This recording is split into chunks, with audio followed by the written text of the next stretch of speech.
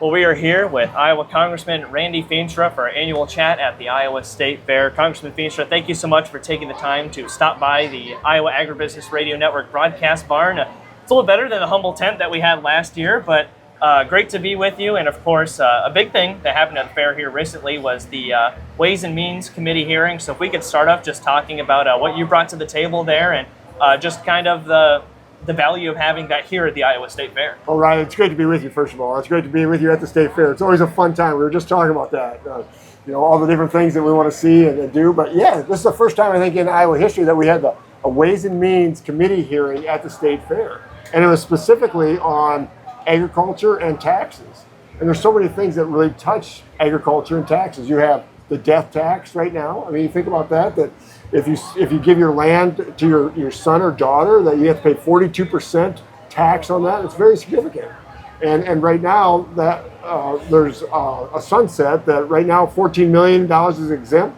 That goes down to $7 million if we don't change it in 2025. We also have 179 depreciation. That one-time depreciation up to $1.2 million. You buy that tractor, you can fully depreciate it. That goes away in 2025. Very significant. Stepped up in basis, another one. Some of our producers are pass-through organizations, pass-through companies. That 199A, that 20% discount, also goes away. So there's so many things, issues that really are going to affect the farmer if we don't get a tax bill passed next year. And we'll start off talking about that death tax specifically because that's such an important thing, and it's becoming harder and harder for farms to get passed down through the family and make sure they stay in.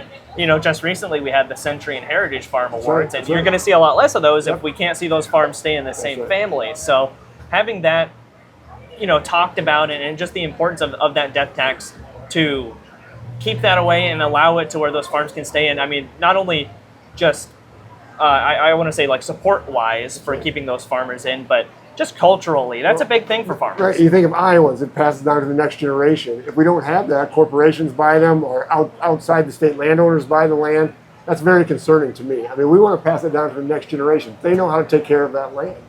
And right now, I tell you what, we have 176 co-sponsors on my bill to exempt or to get rid of the death tax. And again, I think it's a double tax. We've already paid tax on that land when we first bought it. So I think it's just only fair. And I'm hoping that will be part of the big tax bill that we're working on. And that's why we had the Ways and Means hearing yesterday to talk about this, is to make sure that's part of that bill as we move forward into next year.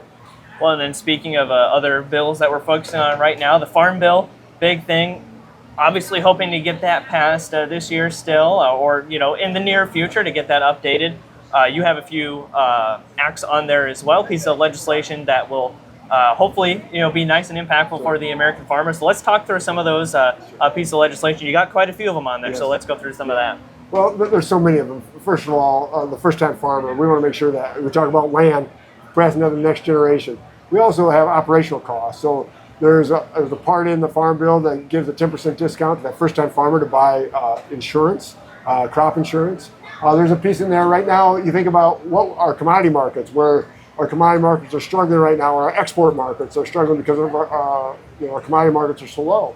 So there's a part in there called the Fridge Act to try to create a supply chain where there's refrigeration in developing countries. We got to grow developing countries where they can buy our whether it be dairy, whether it be our hogs and cattle and things like that. So that's very significant.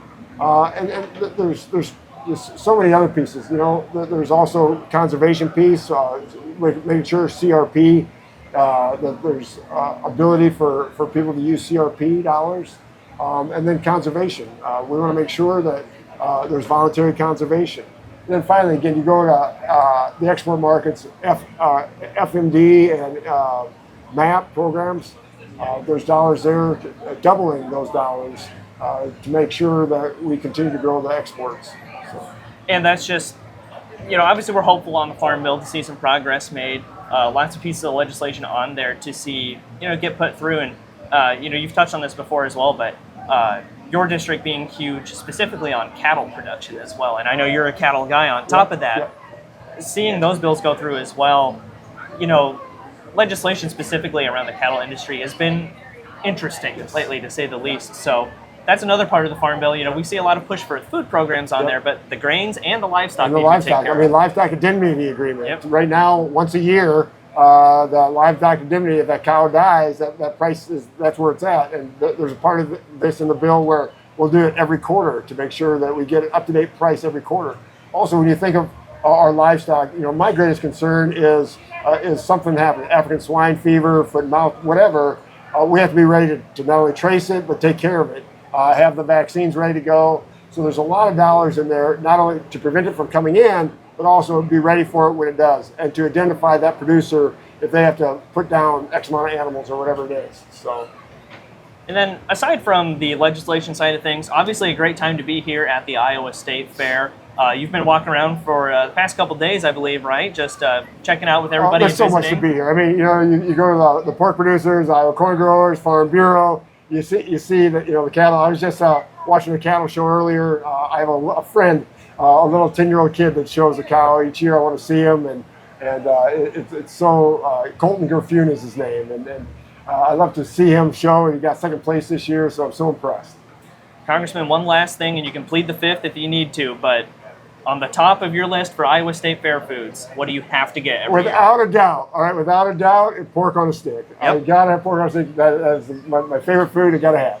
All right. Well, thank you so much for taking the time to visit the broadcast barn, and we look forward to staying in touch. Ryan, it's always great to be on with you. Thank you so much.